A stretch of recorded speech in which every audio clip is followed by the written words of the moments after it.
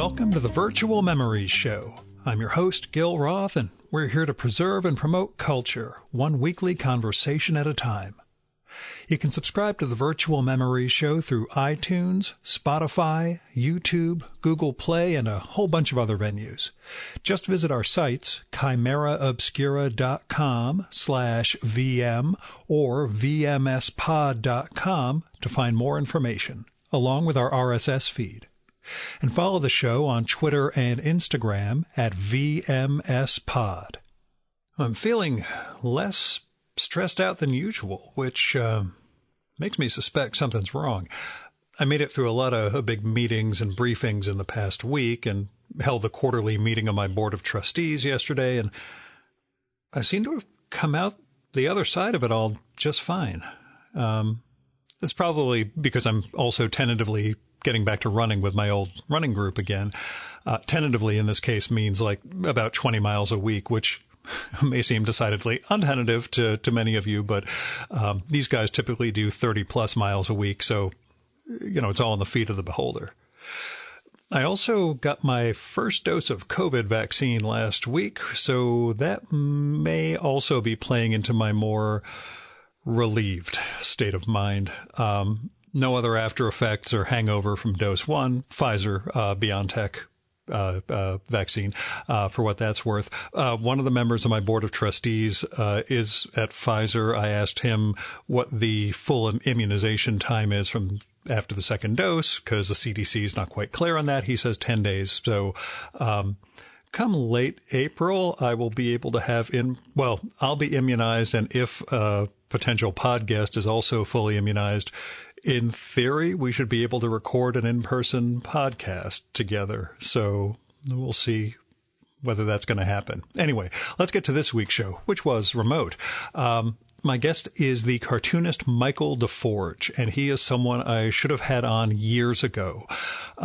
Really, any time I ask Tom Spurgeon, my late great best friend, about younger quote-unquote cartoonists I should be reading, Michael was always tops on the list. He'd have 10 names, but without fail, you need to be reading DeForge. And I was weirdly reticent about approaching Michael to record. So when his publisher reached out a few weeks ago to tell me he had a new collection of stories, I figured, now's my chance. And the new book is called Heaven, No Hell. Comes from Drawn and Quarterly. It is absolutely masterful. We talk about this in the episode, but it is not exactly easy to categorize Michael's work, except to say it's a Michael DeForge collection. There is dystopian and utopian science fiction, relationship drama and comedy, a murder mystery, a lot of questioning of the role of the state and what a better world would look like, and those weird moments in which we find bliss in somewhat absurdist scenarios, and a whole lot more. But again, that doesn't come close to defining Michael's comics. His stories, as well as his long form work, they're this unique, seemingly organic fusion of art, writing, and design in a way that almost no other cartoonist I read comes anywhere close to. And the visual styles in Heaven, No Hell change from story to story, sometimes from page to page. But they're all uniquely DeForge, and they both fit and shape the tone of the stories he's telling. And the visual play never distracts from the utter humanness of his characters, even in some of the really strange scenarios and settings they're in. He really manages to capture something about the lives that we're all muddling through. So Heaven, No Hell is a mind-blowingly strong collection of stories, and it might even tweak your understanding of what comics can be. Now, also, in addition to this new book, Michael is doing a daily comic strip on Instagram called Birds of Maine. It is gorgeous and weird, and we talk about that one too, and his predilection for self-imposed daily deadlines in the conversation. This isn't the first self-serialized daily strip he has done. As of this recording, he's up to installment 257. The previous one did over 400 episodes, leaving Richards Valley. So Michael makes a lot of comics, which is sort of where we kick off this thing. Anyway, about the weird reticence of approaching Michael about doing a podcast over the years, I think part of it was just how well regarded he was and the level of accomplishment he had relative to his youth, which is relative to my age, which is to say I resented the fact that someone that young was doing such great work. But the other thing is, Michael's a runner. And based on the few times that we've overlapped at hotel gyms during festivals, he is so much faster than I am, which I weirdly resented, even though I only took up running at 47 and I'm a broken down old man. Anyway, a year in captivity has fixed me up in a lot of ways. So I was awfully happy when Drawn and Quarterly hooked us up for this conversation. And I was also happy doing the research for this one to learn about all the activism that Michael's engaged in. And we'll talk about that too. Now, as a joke, here is Michael's bio from Heaven No Hell. Michael DeForge lives and works in Toronto. Here is the slightly longer version from his website. Michael DeForge lives in Toronto, Ontario. His comics and illustrations have been figured in Jacobin, The New York Times, Bloomberg, The Believer, The Walrus, and Maisonneuve magazine. He worked as a designer on Adventure Time for 6 seasons. His published books include Very Casual, A Body Beneath, Ant Colony, First Year Healthy, Dressing, Big Kids, Styx Angelica, Folk Hero, and A Western World. His new book is Heaven No Hell from Drawn and Quarterly. And now, the Virtual Memories conversation with Michael DeForge.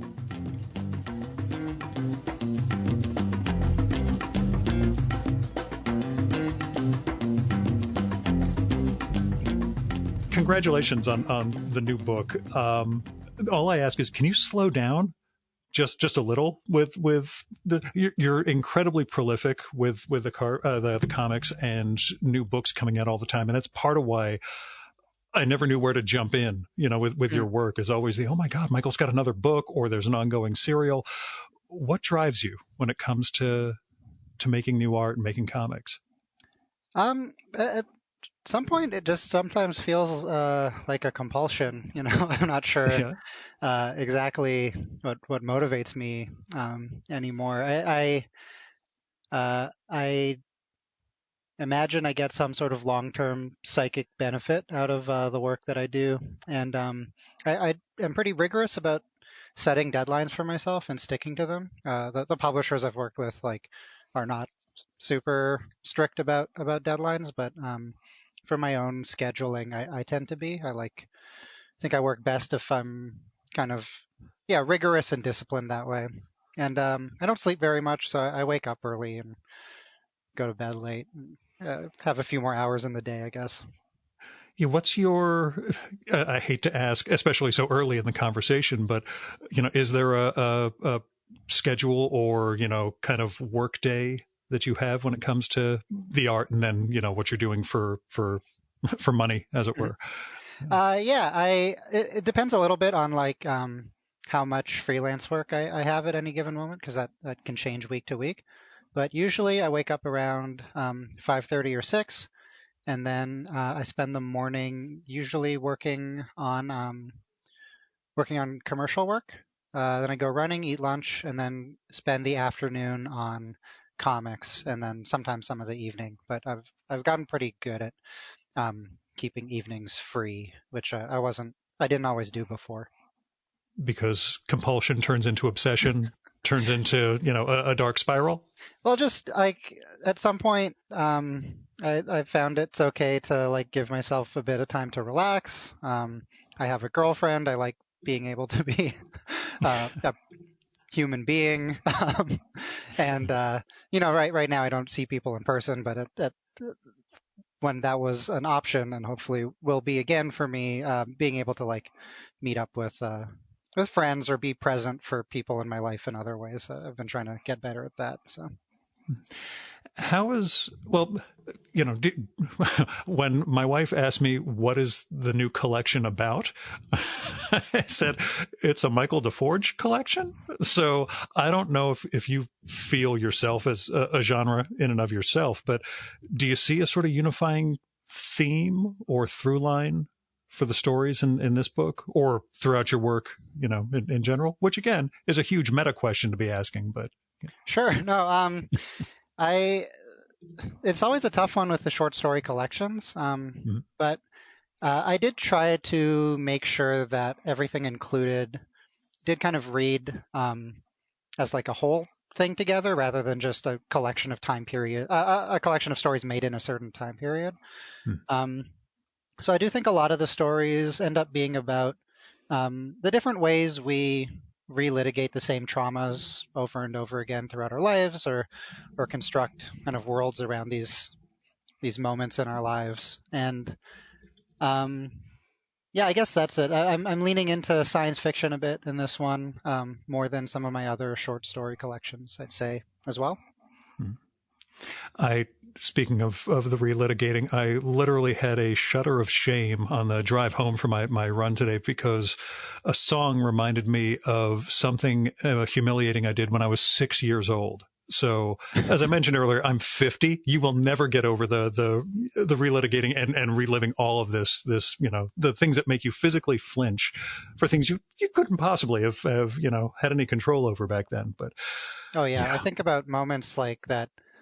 Yeah, that the smallest instances that will like stay with you, like some cruel thing you said when you were like 12. yeah. You know, likely didn't know better, but it'll yeah, it's funny what will stick with you. Yeah. So where's science fiction fit in your reading history, in your work? You know, we can always talk about where comics come from for you, but do you have an SF background also? Like not super. I don't go super deep with science fiction, but I do like it a lot. It's like and there are a few authors in particular who I gravitate towards a lot. Like I like Ursula Le Guin, huge influence on me, Joanna Russ, Samuel Delany.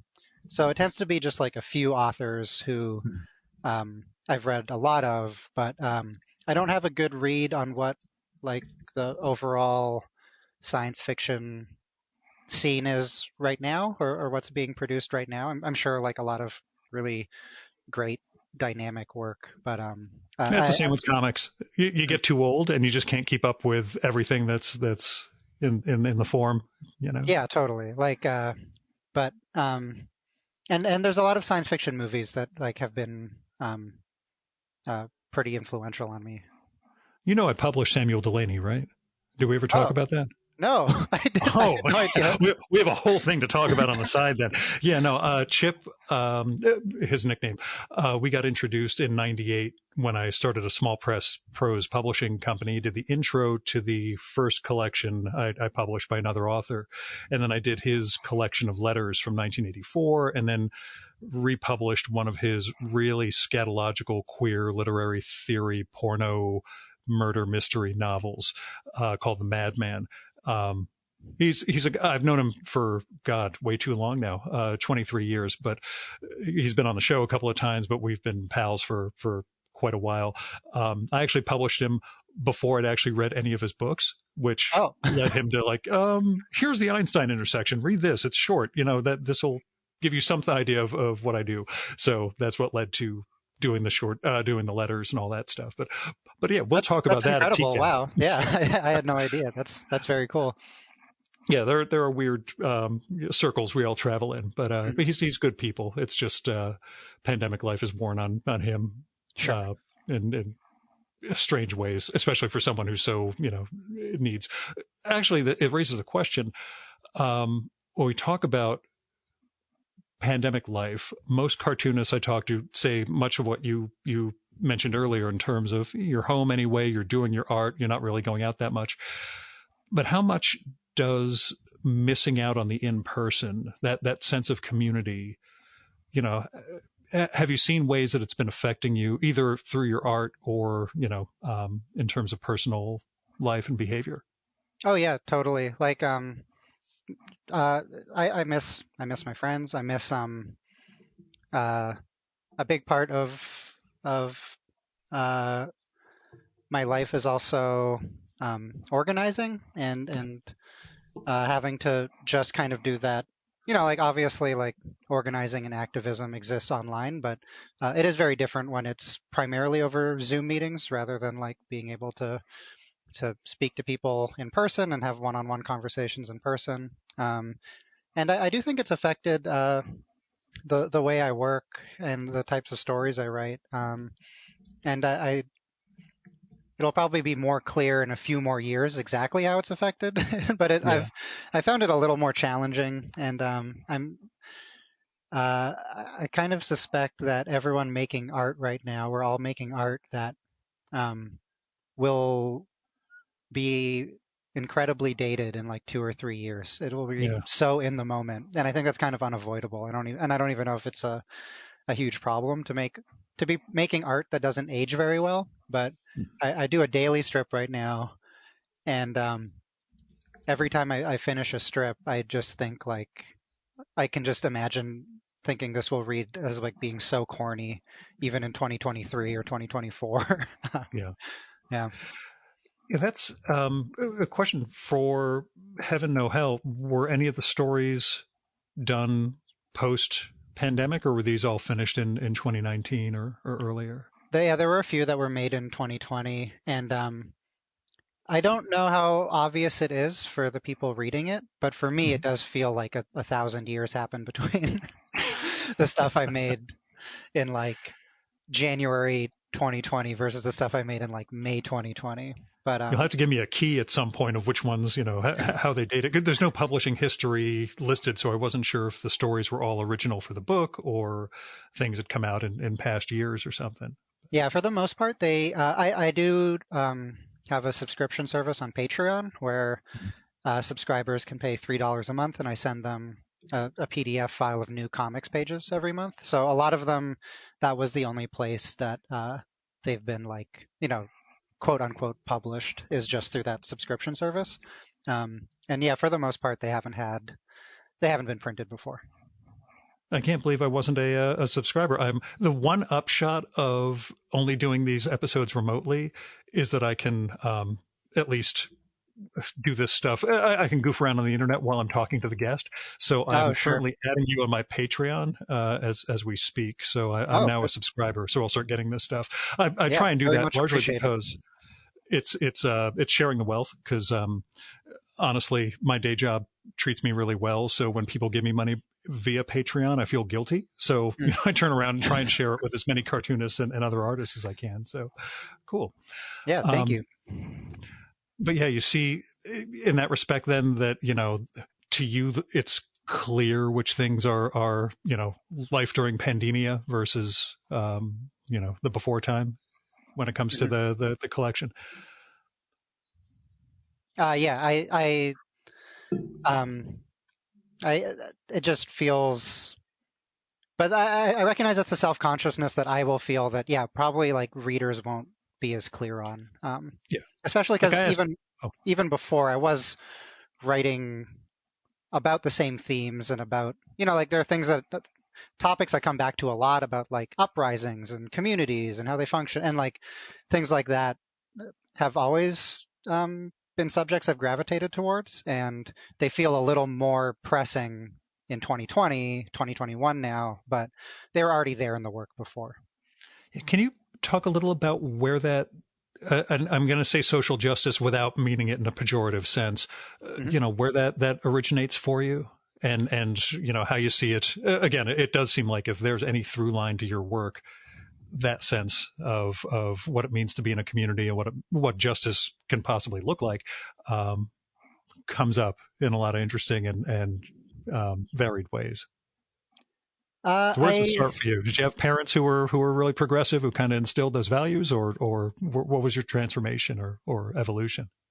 my parents weren't like, I guess, not progressive, but I don't know if it was any influence of theirs. I think it was more just like people in my life and who would then turn me on to other writers or sometimes, filmmakers. And that's kind of what shaped my politics, was just a gradual thing of having conversations with people and having people challenge assumptions I made. And that's probably started in like punk and DIY circles and like high school and college and just kind of spilled over from there.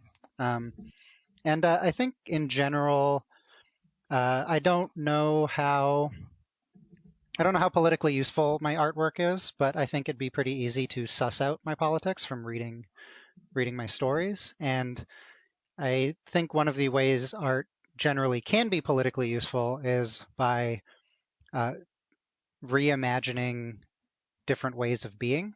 And that is something I'm interested in doing, especially because I do write a lot about calamity and disaster, and I've written so many like dystopian fictions that I do intentionally now try to write utopian pieces. And there are two comics in the new book that I see as being about like trying to grapple with utopia. And the daily comic I do right now, Birds of Maine, is explicitly about like utopian bird technology. So yeah, I think that's kind of where I'm at with everything right now. Yeah. Do you see, also another term, I don't mean pejoratively, absurdism as a useful mode when it comes to telling these? Because that permeates a lot of the work. And there was a guest I recorded with a few weeks ago, Jen Silverman, who's an absurdist playwright who has her first novel out where an absurdist playwright's life goes off the rails.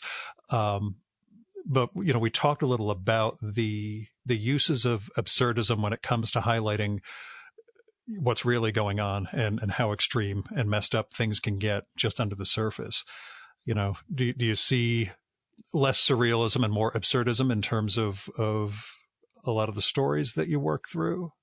I think so. I think it's like a good tool to have in the arsenal, and I gravitate towards satire a lot, or I like trying to be funny. I don't know how much I succeed, but I try to be funny in my comics. But there is a problem lately of like, it's hard to write anything that can match the absurdity of the real world. And it's sort of hard to even try anymore. And I do come across that problem a little bit where, especially I've done a lot of comics like with sideways looks at the way technology is developing, or certain aspects of technology, and that in particular is very difficult for me to write about, because I find no matter what makes it on the page, the real life thing will be like way more absurd or way more awful, Yeah. and in some completely unpredictable way. Even I did a comic called Brat a few years ago, and I was interested in like it being about like art and have an artist having like an uncomfortable relationship with capital and being co-opted and selling out and all of these things. And I finished the book, and then like maybe a year later, Grimes married Elon Musk, and it was just way funnier than anything I put in the book. And I just thought like, well, I wish my book was just this, because this is everything I was trying to write about. And it's Except you never would have come up with a name as absurd as the bizarre combination of symbols they tried to use for the kid, right? That's true. I mean, I do feel like if I had written the like Grimes marries Elon Musk comic, and I had given it to like anyone to look at, they would have said, this is a little too on the nose for what you're trying to write about. This is a little, you don't have to underline it so much. So it's the absurdity thing is hard, because we obviously live in pretty absurd times. Yeah, it was. I first recorded with Tom Tomorrow, the political cartoonist, in mid 2016, when we thought things could be bad, but don't worry, the brakes will come on and Trump will never win. And then it was so I guess it's really good for you as a political cartoonist. He's like, no, it's hell on earth. It's the worst thing in the world. I can never stop. Even when I finish a strip on Saturday, by Sunday, something has happened that I need to revise it. So yeah, it's, be careful what you wish for sort of things, I guess. But I recall seeing in your Twitter feed a little about, the whole NFT craze, and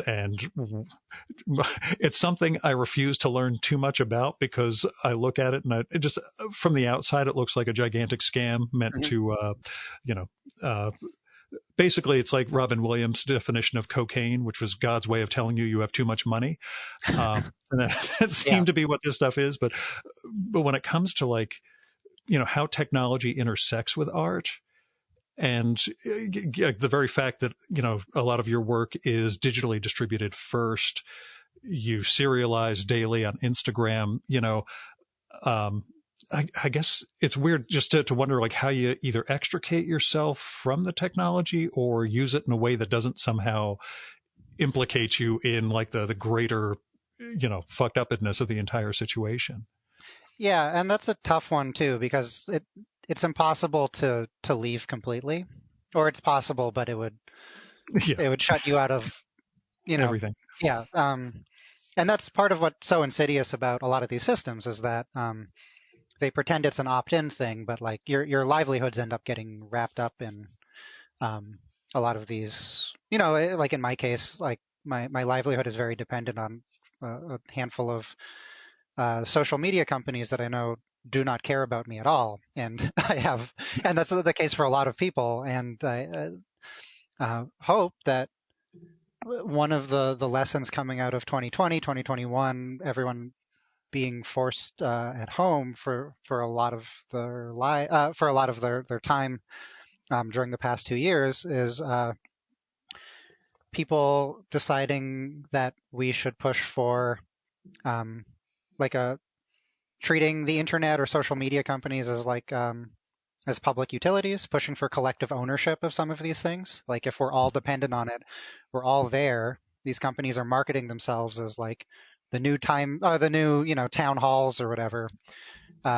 We should consider treating it that way and then feeling collective ownership of it. But I'm not like a Luddite. I don't think I do. I think what I write a lot about is that um, there are certain ideologies embedded within each piece of technology that tend to go unexamined, and we tend to just think of tech as something. Every new development is something neutral. It can be used like for something bad or something good. Automation is a good example where like ultra capitalists have their kind of dystopian vision of what a fully automated world would look like, but there are a lot of like leftist calls for like a fully automated world, and but in both cases, I don't think of like automation as a sort of neutral tool that can be used or good or evil, and the idea of what type of work gets automated and what type of work defies automation is like is like a very politically loaded thing.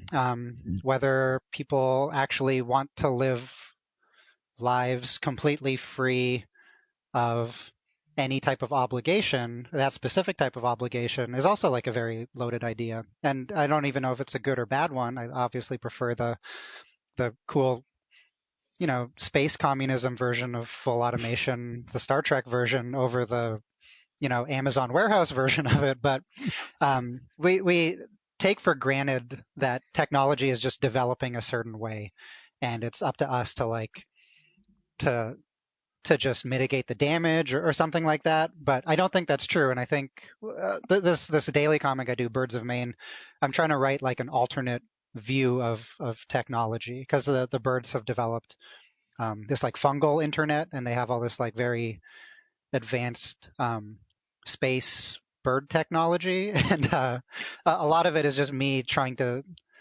imagine what like a more equitable, or like what computers or the internet would have looked like if it developed in other directions or in other branches. So that's something I've been interested in writing about. Yeah, there's a science fiction series. I'll get your mailing address after this and send you the books by an author named Christopher Brown that posits an internet that developed very differently from the 1970s on 3 books so far. First 2 are very dystopian. Third one starts to posit what a new world could look like coming out of that. They're very law oriented or legal oriented, but good thriller science fiction on top of all that. So, Oh, Christopher Brown. All right.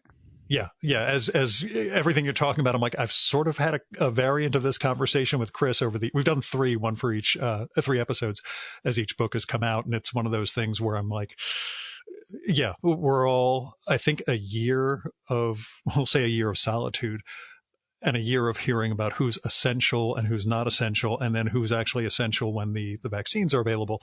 Mhm.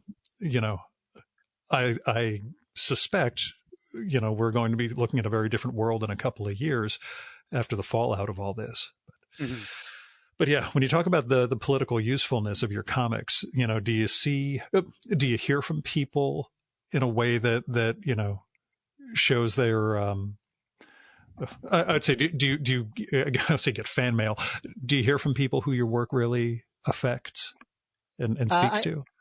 I get I get I've had to very touched by like heartfelt messages from fans in terms of like the politics. For my comics themselves, I suspect I'm mostly preaching to the choir. I kind of Yeah, yeah, assume a lot of my readership are like communist perverts like me, and I'm totally thrilled by that. But the response I'm usually touched by is I've done a few comics where I write a little bit about my experience with mental illness, and yeah. I've been very touched to hear from other people who have responded to it or found something useful um, there. Yeah, and in general, I'm always sort of like uh, I'm like kind of delighted to hear from readers who maybe like I'll be surprised by their take on something, or they took away something from my comic that I didn't intend or I didn't know was there, and that's always like a cool thing. Yeah. Yeah, those are the interesting things to me is when I wasn't even thinking that when I wrote this or when I talked about this, but you found out something about me that I wasn't even aware of. So Mhm. now, are there other forms you want to work in, either in terms of art or in terms of storytelling, or are you pretty much locked in on comics as your mode? I feel like my comics are still so far away from where I want them to be that I'm very committed to continuing to like focus that on those and have that be my main focus. But I've been interested in other mediums. Me and Ryan Sands a few years ago pitched an animated series, and it didn't get off the ground. But we were working. It got purchased for development, and we worked on it for about a year.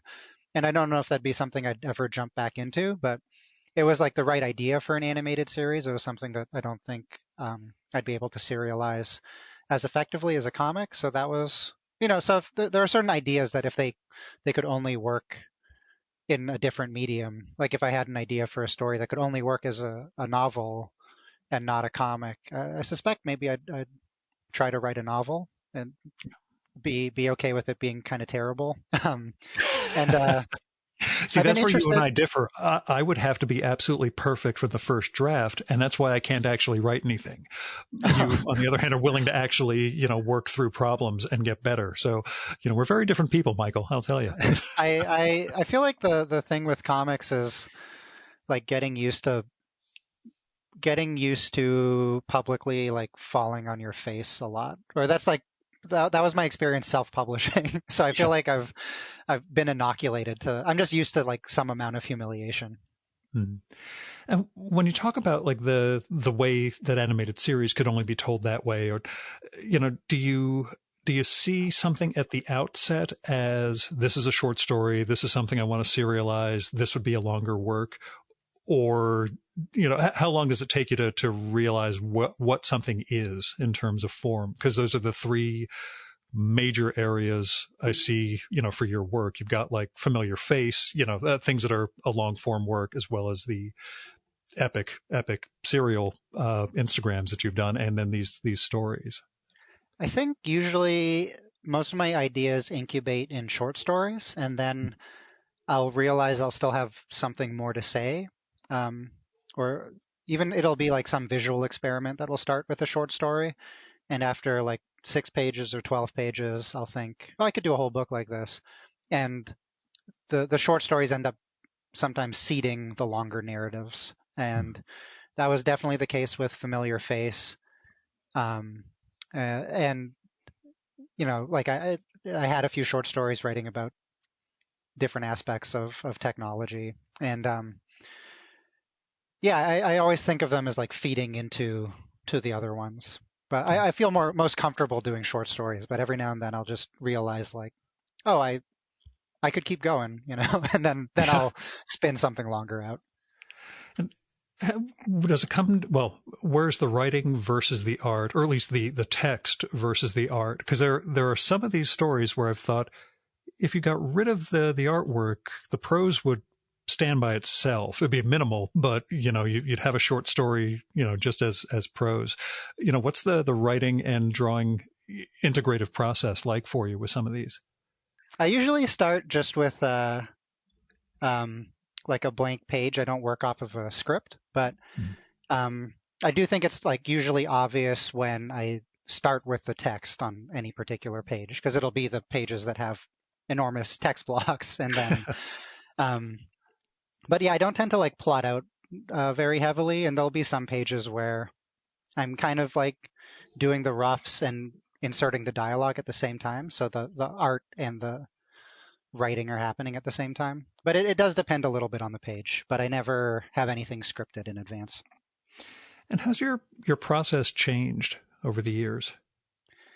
It has moved entirely digital. When I first started, I was using the computer, but usually like for finishing touches or collaging a bunch of different images together. And then I used to serialize a comic called Lose, and by issue 3, I was doing all of my roughs on paper and then doing all of my line work digitally. And at this point, I'll still occasionally work on paper if there's like a project that calls for it, or if I want to sketch or something.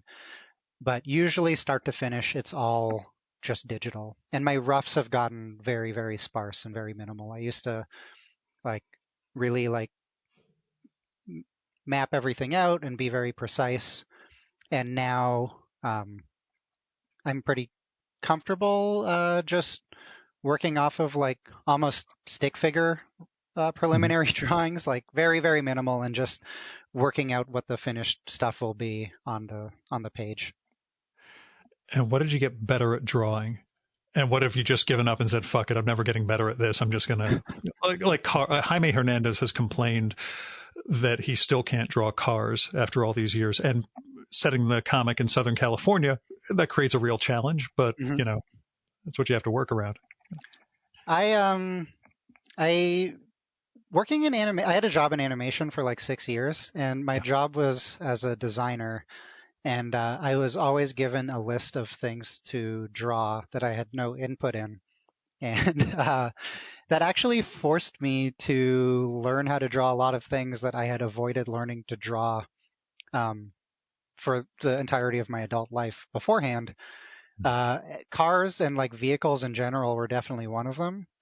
And there would be times when I'd have to draw like 30 cars in a week, all at really precise, complicated angles.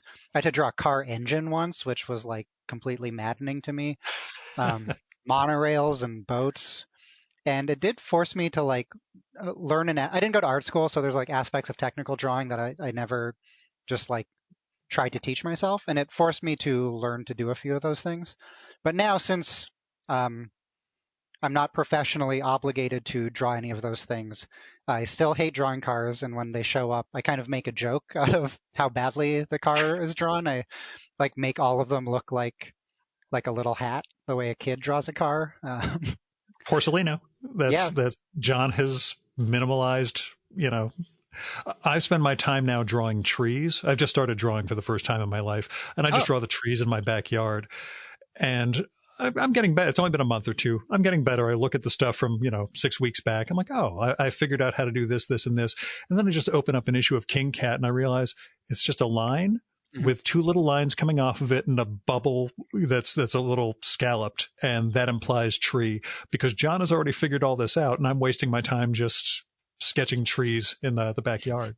But, it takes some experience to figure out like what you can cheat and what you can't. Yeah. And that's like the real trick with anything in a comic, is like figuring out when it's really evident that you just didn't want to draw someone's like legs and figuring out when it's like, a totally natural thing that they'd be standing behind a kitchen counter in that scene. And it's a hard one to navigate. I think it was, and I think I've told this one before, but I think it was Howard Chaykin decades ago had to do a Western comic. And he couldn't draw horses to save his life. So it was literally two guys pointing off panels saying, oh, look, here he comes on his horse. And then the next panel was the guy like walking on with the idea that the horse had already been, tied off and that was it. So yeah, he just, any way he could get to not draw a horse was pretty much, in play for him with this comic. That's a smart one. I feel like I might have that issue or something. You got to work around my those boxes. Yeah.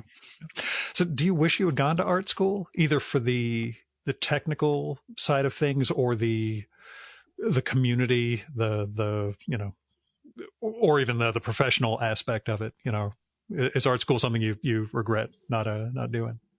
More the community. For a while, I was mostly self-conscious about the technical thing, but I was having this conversation the other day, and a lot of the things that I thought that I was missing out on in art school, like, technical drawing or like learning how to paint or like anything like that. When I actually like befriended kids who were going to OCAD's like the art school in Toronto, arts college in Toronto. I found out like they didn't learn most of that either. But I do think that I missed out on some aspect of the like camaraderie that forms with your fellow students when you're all kind of like in a deadline crunch in the trenches, staying up late in like a printmaking studio. I still, I am clear-headed enough about everything to know that like a lot of that's miserable and kind of like fake, and like or something that I could have had if I dropped out of like a philosophy program in school, and I like certainly could have stayed up late in a library if I was so inclined, and had a similar experience, and I didn't do that. But there's always something in my head that romanticizes that vision of art school, which I'm sure is like a version of art school that hasn't existed outside of like 70s New York or something, but it'll always be there in my head. So. Yeah. It was John Cuneo, the illustrator, who told me he'd never gone, and what he regretted was just the professional connections he would have built doing that sort of thing. Because he looks at, other illustrators who went to art school who all knew each other once, people started reaching New York. But, he said, as far as skills go, I had to figure out what I knew and didn't know. And, he's managed to develop a style over the decades that's, distinctly him. So. Yeah, in that respect, do you see yourself as challenging yourself when it comes to, jumping genres, changing visual styles and storytelling modes? I think of the current collection, from story to story, the different experiences you're trying to convey. Do you see that as a, sort of conscious, I don't want to fall into a rut. I want to keep challenging, what it is that I do and how I do it? Yeah, totally. It's not even so much of like me being afraid of a rut, but I get bored really easily. And in comics, there's so many, this is an obvious thing to say, but there's so many aspects of the process that are very boring because you're drawing the same characters over and over again. And I try to really trick myself into not being bored.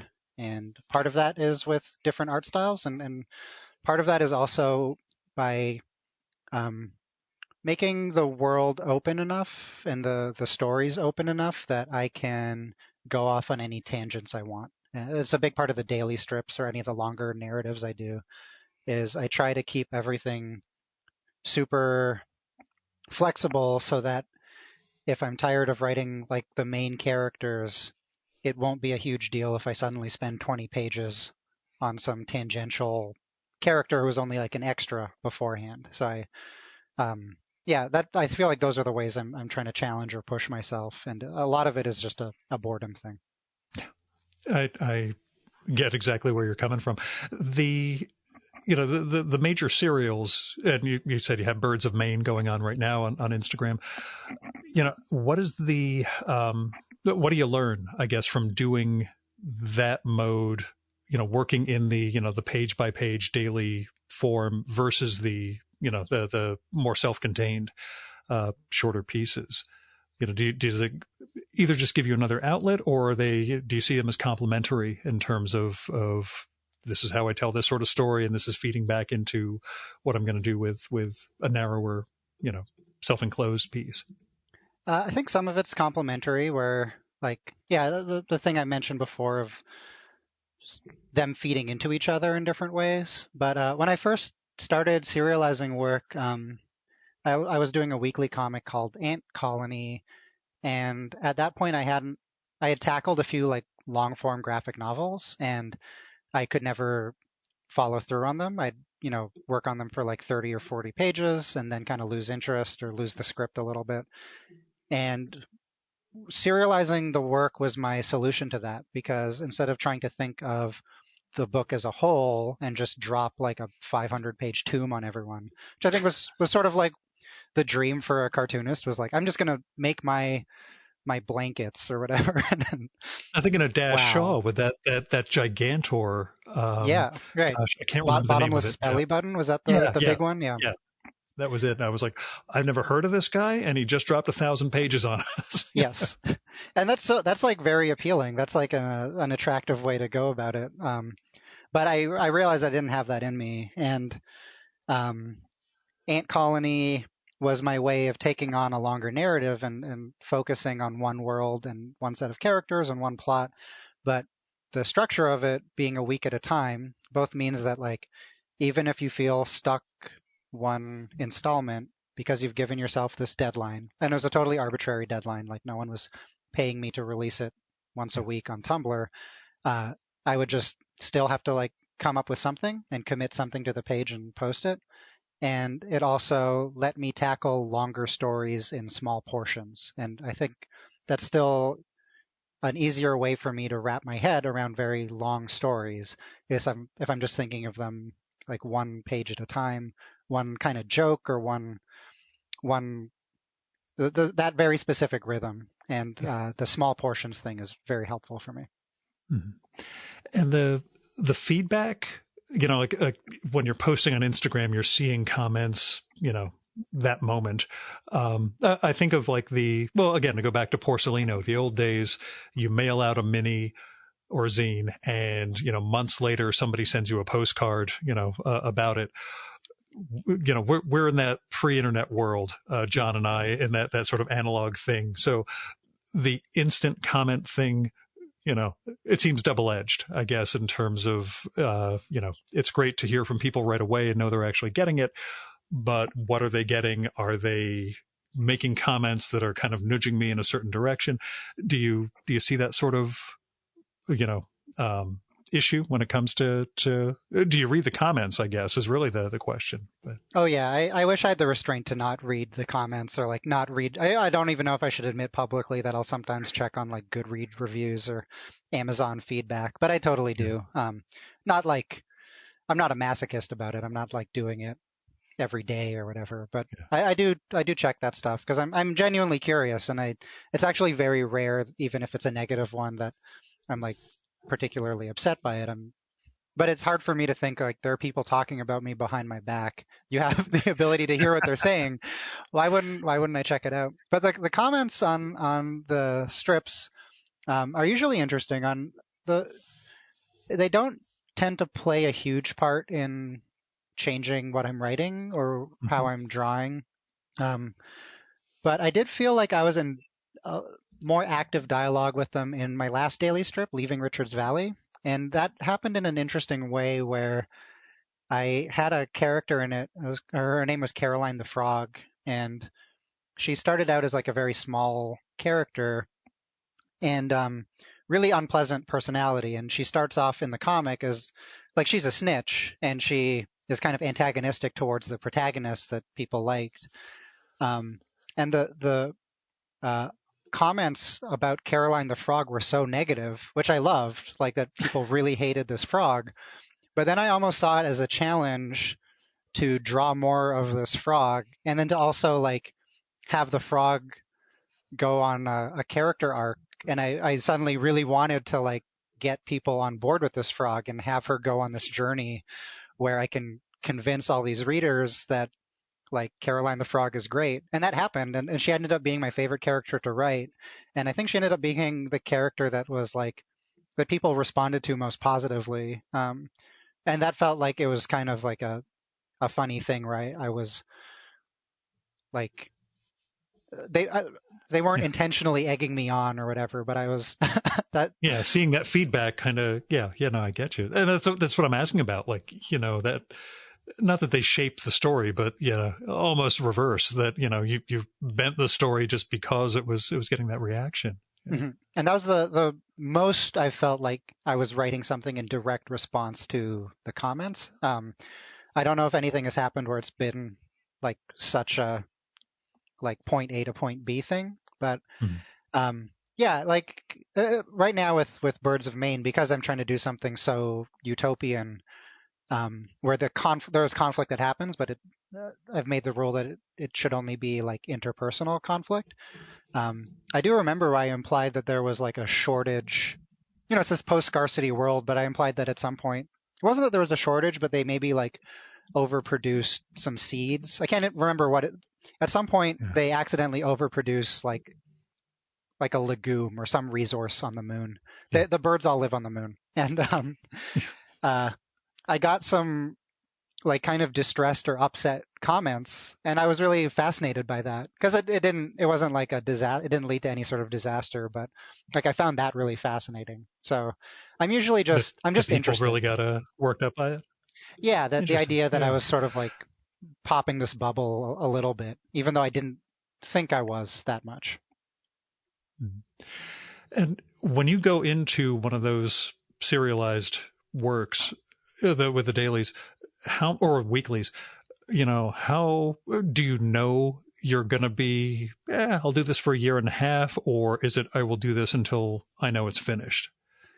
Usually until I know it's finished. With Richard's Valley, I actually wished I could keep going. And Yeah. I only started the daily strip because my job in animation ended and I had a bit of A spare time cushion. on my hands. Yeah. And Yeah. I Yeah. hadn't quite like reestablished myself as a freelancer. So I wasn't picking up regular commercial illustration jobs yet. So I thought, well, I've always wanted to try a daily schedule. This is a perfect opportunity to. I might not have this chance again. So I committed to a year and then kept it going um, a little while after that. But at some point, it was too difficult to maintain the schedule and also maintain my other publishing commitments and my freelance commitments. But then for Birds of Maine, and I do feel like I hit a natural end with it. Like I'm not upset how it ended, but um, it, in a But perfect it's a world, world. yeah, Yeah. but in a perfect world, like maybe I would have kept going.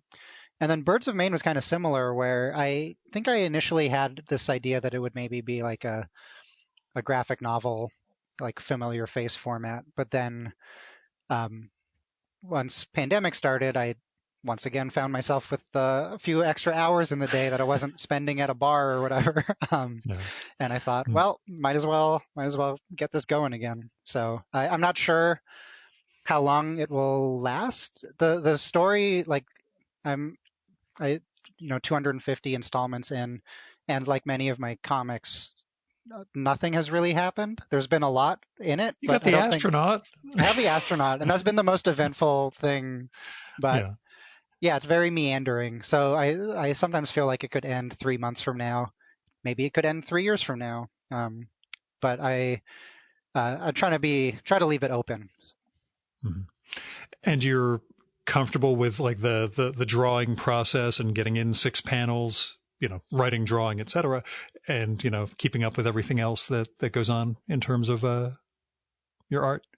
Yeah. The fact that, my last one was 7 days a week and this one is 5 days a week, and the 2 days they really help. they I make get they that with make all the baseball difference.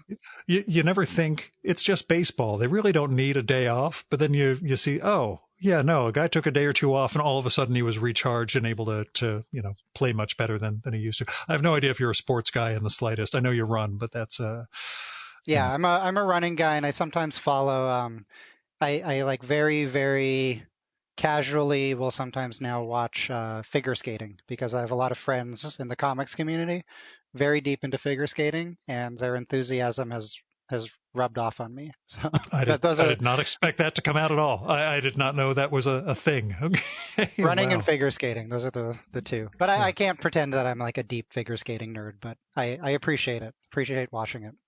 And the costumes, probably give you ideas for. Totally. Yeah. I mean, it's very like just in terms of the way it incorporates like camp and artifice. And like weird bodies, like stressed out bodies in motion, but to these kind of like silly ends. Like it's totally all stuff that's up my alley and things that I'm probably interested in my work. If a psychiatrist starts looking at them and saying, "Well, clearly, Michael, this is what you're getting at," but where did comics start for you? Both in terms of reading and creating. Sorry, yeah. Oh yeah, no, just ever since I was a kid, really. I kind of learned to read with the comics collections my parents had lying around, and it was usually Peanuts, Far Side, Calvin and Hobbes, and Bloom County. And Bloom County was my favorite, and I think is still like the influence of Bloom County is weirdly very, very, very visible in my comics. And and I think that was a huge strip for me when I was a kid because I'm 16 years older than you, but yeah, reading that daily as it was coming out was that was the strip for me when I was like teenage years and all that. Yeah, and that comic, it's all about like this really odd community of humans and animals all talking to each other, and they frequently have conflicting interests, but they all manage to like come together in interesting ways in the end. And I feel like that's just like all of my comics. Once I realized like, I've just been like Styx Angelica is just Bloom County. Leaving Richards Valley is just Bloom County. I just keep writing Bloom County over and over again. And I feel like I had this conversation with Brian Chippendale of all people. And he was also like, because we realized we both like Bloom County, which I don't think Bloom County would be an obvious influence on either of our comics. No one would look at it and say, well, clearly this is Bloom County. Yeah. Yeah. But once we were talking we were like talking about it in an airport, I remember, and we just realized we had this like mutual childhood thing. And we both realized like, oh yeah, we keep writing Bloom County. And I love that. So I shudder to ask, have you reached out or ever met Burke Breathed? No. I'm always really delighted to meet cartoonists who I like love and admire, but I'm also like a little nervous too, both because I don't want to humiliate myself. And, I've been at this long enough that I've had the not that frequent, but very unfortunate experience of like meeting someone you look up to, finding out they're kind of an asshole, and it affecting the way you look at a lot of their work. So I try not to like seek it out, but then just be like very pleasantly surprised when an opportunity presents itself. So I have unfortunately not met him. Have you had a meltdown? You mentioned embarrassing yourself. Have you had meltdowns in front of someone? And again, not that you sought them out, but like when I recorded with Pete Bagg, fall of 2019, he was in town for this big weirdo event, and Bob and Aileen Crum are in the same hotel, Gil. Why don't I introduce you after we finish the podcast? Yeah. It's like, sure, Pete, that would be great. It was just this. I don't geek out much, especially after doing the show so long, but yeah, Crum was a little like, yeah, holy fuck. Okay, you're that guy. Didn't embarrass myself, and Aileen and I had met once before, so we could have a conversation. But do you have any embarrassing story of meeting a hero and just completely melting down? Nothing too awful. I do have a weird one where I was on tour with Patrick Kyle and Simon Hanselman a few years ago on a book tour, and we were in New York, and I'd met Françoise Mouly like once or twice before, but she invited us to visit the New Yorker offices, and it was right before the offices moved. So I was, very excited to speak more with Françoise because her, she's great, and she's her. Work as an editor, so legendary, and very excited to like see the office and kind of nerd out and like look at old covers and things like that. And the day before uh, we were on the road for like a week or two and I hadn't shaved. And I thought like, okay, like my skin is usually kind of sensitive and it doesn't like do very well with like a barber's shave. I normally can only do like an electric razor or my skin kind of just gets irritated. But I thought, okay, I'm on tour. It's been a little while. I'll treat myself. I'll go to a barber and I'll get like a classic shave and it'll be Yeah. nice, a nice way to treat myself on tour during like the off days we have.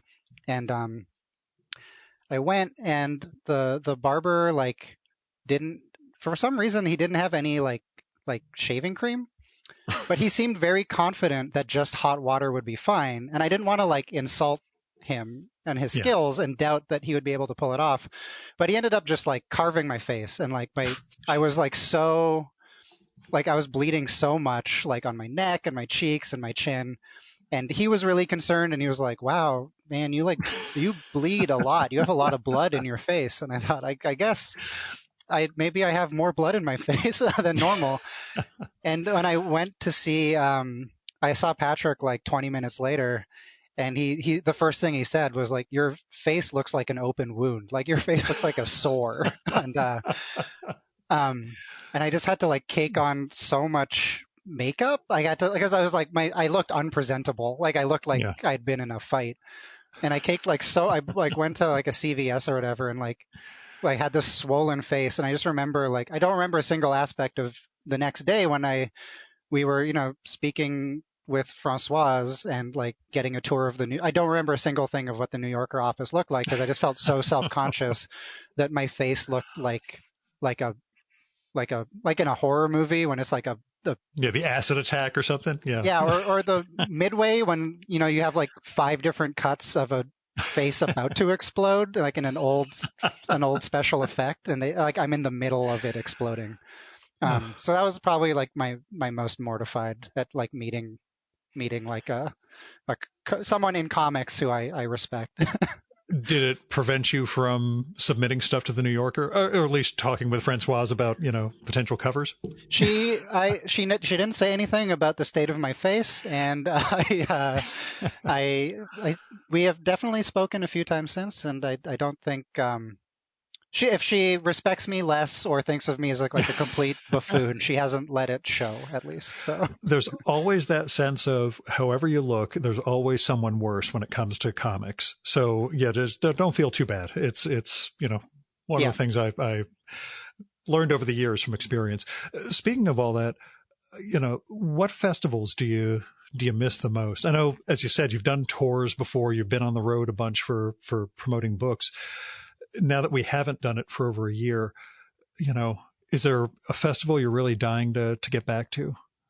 Yeah, I mean, it's an obvious one, but I miss TCAF because TCAF, it was both like an incredible festival, but that one I just think of like everyone comes to the city I live in. Like all my friends visit the city I live in, and I get to like I don't have to like do any of the work of traveling. They all just come to me, and then we all get to go to my favorite bars. And it's like it's like what it would be like if they all lived in the same city as me. So that one's very pleasant. But I also find I've been missing like the very, like I like the kind of big comics festivals and I like the tours, but a lot of the ways I'd engage with new self-published work and like new zines was the smaller scale zine festivals and comics festivals in Toronto. There's one that some friends of mine put on called Zine Dream that and I miss stuff like that a lot too because it's browsing things online. I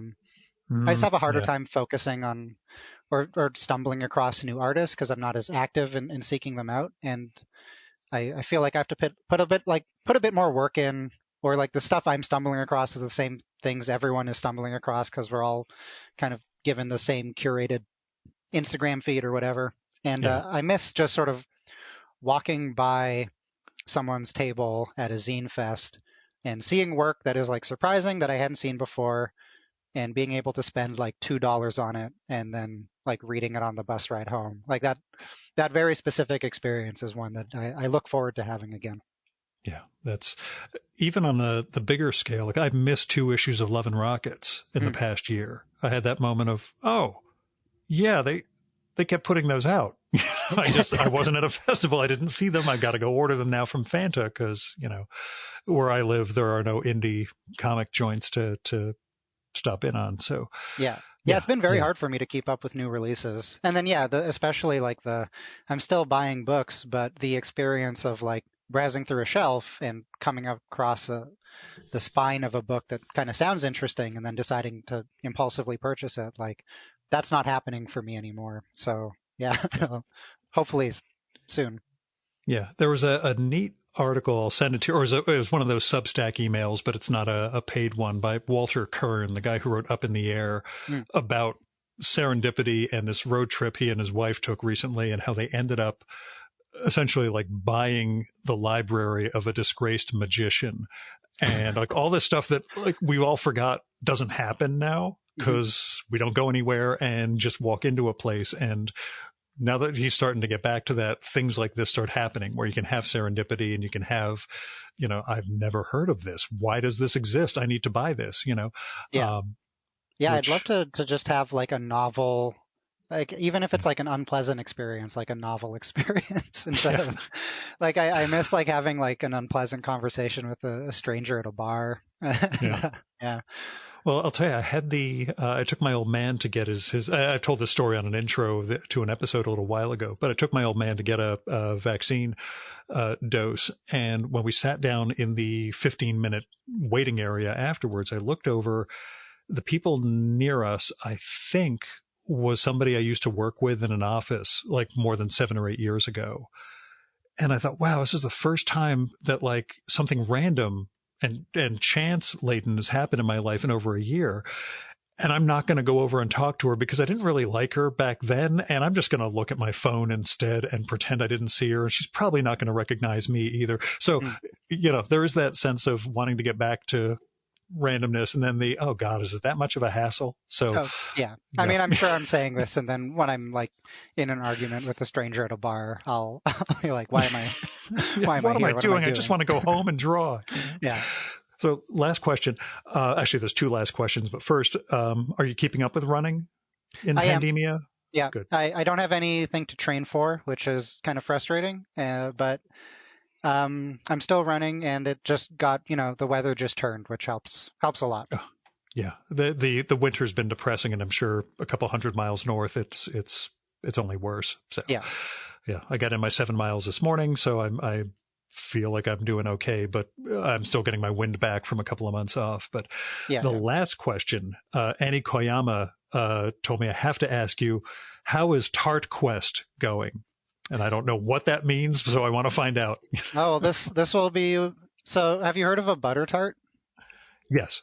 Okay. Yeah. Well, Jillian Tamaki and I run a Instagram that goes sometimes is very active and sometimes isn't, where we just try to review and log every butter tart we come across in Toronto and the kind of the greater Toronto area and the towns neighboring Toronto.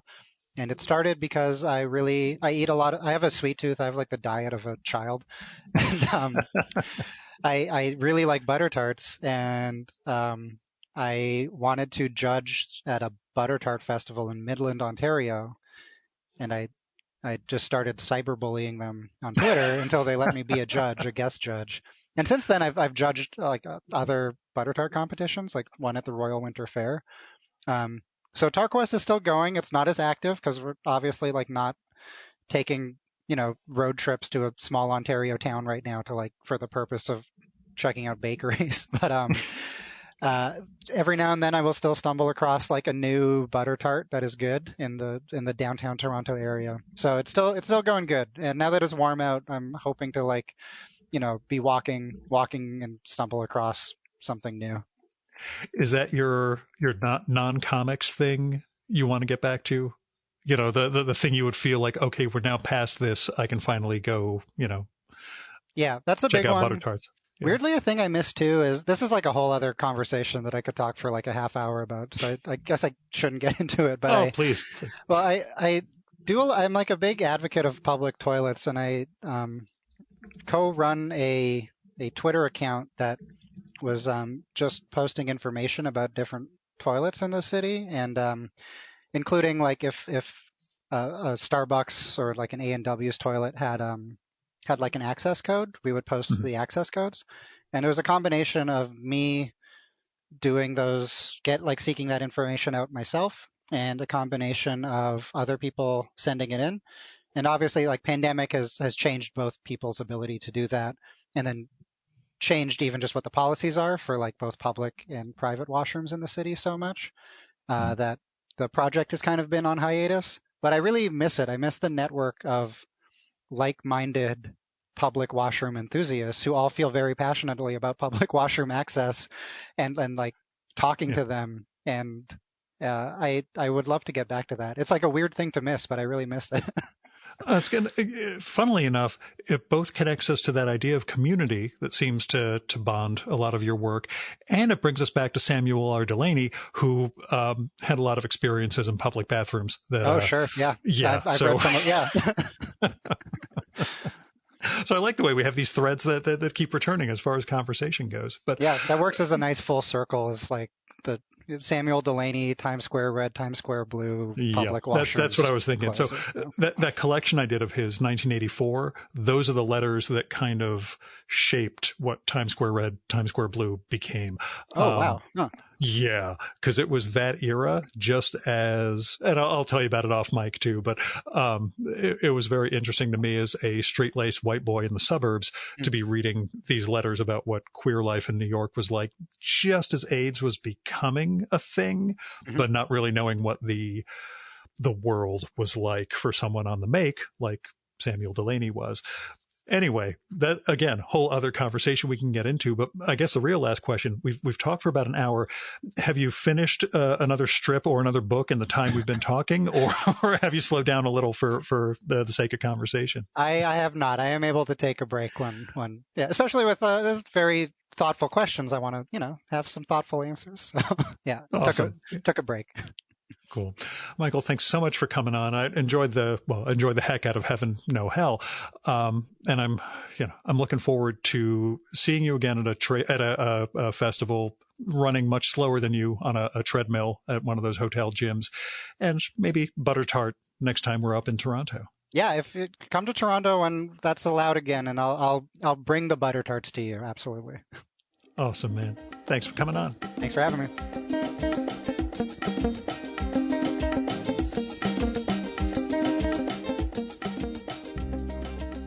And that was Michael DeForge. You should check out his new book, Heaven, No Hell. No is N-O, not K-N-O-W, from Drawn and Quarterly. Pick that up, as well as his other collections and long-form books, like Leaving Richards Valley, Familiar Face, Ant Colony, Styx Angelica, Big Kids, all from Drawn and Quarterly. Koyama Press also published a number of Michael's works over the years. As they're winding down, we'll see where those books end up. You should check out Michael's site, michael-deforge.com, for more about his comics and illustration work. And that's MICHAEL-DEFORGE. He's also on Twitter as Michael_DeForge. And he's on Instagram as Michael.DeForge. But you can also check out the current daily strip he's doing, Birds of Maine, on Instagram at Birds of Maine Comic. And Maine is like the state, M-A-I-N-E. His other long daily that he did, Leaving Richards Valley, is still up there as Richards Valley, all one word, on Instagram. If you visit his main Instagram, there's a link tree that'll lead you to some of the causes he supports, like Toronto's Black Legal Action Center, the National Bail Fund Network, and more, alongside links to some of his recent work. And there'll be links to all of this in the show and episode notes for this one.